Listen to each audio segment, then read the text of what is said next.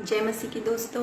आज हम बहुत छोटा सा संदेश लेकर आए हैं गुड फ्राइडे के बारे में। जैसे कि हमारे यूथ के लोगों ने यूथ ग्रुप में हमें कहा कि बहुत छोटा वीडियो हम बनाएं जिससे वो शेयर कर सकें व्हाट्सएप पे भी।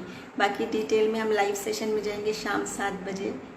हमारे साथ शामिल हो सकते हैं आप फेसबुक पेज पर लाइव सेशन में 7 बजे। और इस समय हम बात करेंगे गुड फ्राइडे के अहम मुद्दों पे। तो सबसे पहली बात कि यीशु मसीह की सलीबी मौत के दिन को गुड फ्राइडे को हम गुड क्यों कहते हैं, बैड क्यों नहीं कहते इसको। किसी की मृत्यु के दिन को हम गुड कैसे कह सकते हैं। तो प्रभु का वचन हमें बताता है, जब हम कलाम पढ़ते हैं और देखते हैं तो जानते हैं कि पूरी तरीके से यीशु मसीह की जो मृत्यु है, जो सलीबी मौत है, वो कोई एक्सीडेंट नहीं था कि हम कहें कि बेचारे का एक्सीडेंट हो गया, मर गया, बड़ा बुरा हुआ, बुरा दुखी का दिन है, बैड दिन है। या हम कहें कि हत्या कर दी गई, लाचार की, कमज़ोर को ज़बरन पकड़ के मार दिया और हत्या कर दी। लेकिन यहाँ यीशु मसीह की जो मृत्यु थी, सलीबी मृत्यु, वो पूरी तरीके से जानते बूझते अपनी इच्छा से प्रभु की योजना को पूरी करने के लिए, निजात और उद्धार की योजना पूरी करने के लिए यीशु मसीह ने स्वयं सलीबी मौत और कुर्बानी करी अपनी। ऐसा हमें वचन बताता है। जब हम शुरुआत से पढ़ेंगे, मसीह के जन्म से वर्षों पहले से जो बातें कही गई थी, वो सब कुछ वैसा ही हुआ। तो प्रभु यीशु मसीह की कुर्बानी एक धन्य बात है हम सब विश्वासियों के लिए कि उसने हमारे लिए वो योजनाएं बनाई, हमारे लिए उद्धार का रास्ता बनाया और हमारे गुनाहों को अपने ऊपर ले लिया। अब हम बात करेंगे उसके 7 वचन पर, सलीबी वचन पर से क्या बात कही यीशु मसीह ने। पहली बात, जो उसको मार रहे थे, थूक रहे थे, उस पर अपमान कर रहे थे, ठोक रहे कीले हाथ में, जो उसके लहू बह रहा, कांटों का ताज पहना रहे, उनके लिए यीशु मसीह ने क्या कहा, उनसे क्या कहा, हे पिता इन्हें क्षमा कर, ये नहीं जानते ये क्या कर रहे हैं। ऐसी माफ़ी की बात। दूसरी बात, यीशु मसीह के जब सलीब थी तो उसके एक दाईं तरफ भी एक अपराधी था सलीब पर, और बाईं तरफ भी एक अपराधी था। एक अपराधी ने वही बात कही, वही सवाल करा जो आपके और हमारे बहुतों के दिल में आएगा कि वो परमेश्वर का पुत्र है, स्वर्गीय सामर्थ्य उसके अंदर है, चमत्कार वो जिंदगी भर करा, तो उसने अपने आप को क्यों नहीं बचाया, खुद भी बचा प्रभु और मुझे भी बचा, वो कहने लगा। लेकिन दूसरे अपराधी ने क्या कहा, हम तो अपने पापों का सही दंड भोग रहे क्योंकि हमने अपराध किया, लेकिन इसने कोई अपराध नहीं किया। और यीशु मसीह से उसने कहा कि जब तू अपने राज्य में, स्वर्ग के राज्य में, तो मुझे भी याद करना, मेरी भी सुधि लेना। और यीशु मसीह ने उससे कहा कि तू आज ही मेरे साथ स्वर्ग लोक में होगा। यानी कि वो अपराधी भी ये विश्वास करा अनदेखी बात पर कि स्वर्ग वास्तव में है और यीशु मसीह के पास वो अथॉरिटी है कि वो हमें भी स्वर्ग में पहुंचा सकता है। और यीशु मसीह ने उसके विश्वास को देख के ये नहीं कहा कि तू इतने दिन बाद होगा, इतने साल बाद होगा, या पहले ऐसा कर वैसा कर तब होगा मेरे साथ, नहीं। उसने क्या प्रॉमिस किया, तो आज ही मेरे साथ स्वर्ग में होगा। तो स्वर्ग वास्तव में है। तीसरी बात, यीशु मसीह ने जब देखा कि वहाँ उसकी माता मरियम है, संसारिक माता, उसका शागिर्द भी है यूहन्ना, तो अपनी माता से कहा, देखिए तेरा पुत्र और ये तेरी माता।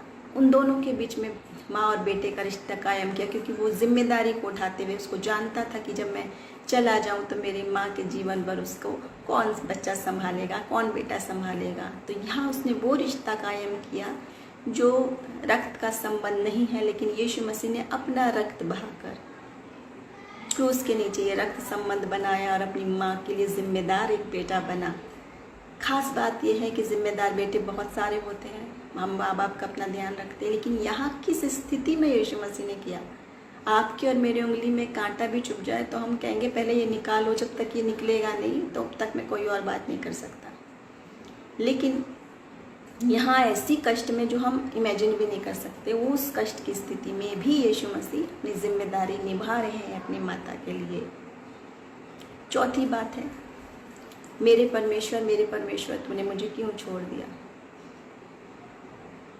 जब ऐसी स्थिति आ गई और सब तरफ दुखी दुख, परेशानी और कष्ट, मृत्यु की स्थिति, मसीह ने अपने दिल को खोलकर परमेश्वर से बातचीत की। आप और हम भी करते, कई बार हमें लगता है कहाँ गया परमेश्वर, मुझे छोड़ दिया है क्या, पुकारने लगते।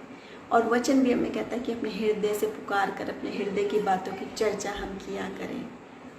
तो परमेश्वर ने मसीह को नहीं छोड़ा, लेकिन उस समय क्योंकि वो दंड का हमारा दंड वो उठा रहा है, हमारी जगह वो क्रूस पर चढ़ा हुआ है उस समय के लिए, उस थोड़ी देर के लिए जहाँ चमत्कार की बात नहीं है, वहाँ मसीह ने ये बात अपने हृदय की वेदना प्रकट की। 5वीं बार यीशु मसीह ने कही, मैं प्यासा हूँ, मैं प्यासा हूँ। अवश्य सांसारिक रीति से वो प्यासा होगा, लहू बह रहा है, इतनी भारी क्रूस उठा के वो चला है, ठोका गया है, सब कुछ यातना सह रहा है, तो प्यास होगी। लेकिन आत्मिक रूप से कैसे प्यास? क्योंकि प्रभु का वचन कहता है, यीशु मसीह खुद कहता है, मैं जीवन का जल हूँ, जो मुझ में से पिएगा वो कभी प्यासा नहीं होगा। जो खुद जीवन का जल है वो कैसे प्यासा है? किसकी प्यास है उसे? आत्मिक प्यास। आपकी और मेरी रूहें बचाई जाएं, उस आत्मा की प्यास उसको है। तो आज आप और हम भी वो आत्मिक प्यास अपनी कायम रखें, मसीह में आस लगाए रहें। जो वचन कहता है, धर्म के भूखे प्यासे तृप्त किए जाएंगे, धन्य हो जो धर्म के भूखे और प्यासे हो। 6ठी बात, पूरा हुआ। मसीह कहते पूरा हुआ। क्या पूरा हुआ? जो काम, जो जिम्मेदारी, जो बोझ उसके ऊपर डाला था, वो सब कुछ मसीह ने यहाँ पूर्ण किया। और वह कहता है कि अब सब देख पिता पूरा हुआ।